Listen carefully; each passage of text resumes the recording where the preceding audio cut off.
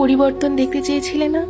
দেখো, আমি আগের মতো আর তোমাকে ফোন দিই না, কোনো কিছু খারাপ লাগলেও বলি না, তোমার এক লাইনের মেসেজের অপেক্ষা করি না। আগে যখন তুমি আমার অনুপস্থিতিতে অন্য কিছুতে সময় কাটাতে, তখন ভেতরটা দুমড়ে মুচড়ে যেত। আগে যেমন অধিকার দেখাতাম, রাগ দেখাতাম, খারাপ লাগলে বলে দিতাম। এখন আর তা করি না।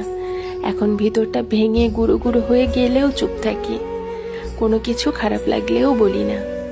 তোমাকে বুঝতে দেই না তোমার ব্যবহারে আমি কতটা কষ্ট পাচ্ছি সেটা। নিজেকে পাথরের থেকে শক্ত করে ফেলেছি। এটাই হয়তো আমার পরিবর্তন, যেটা তুমি দেখতে চেয়েছিলে।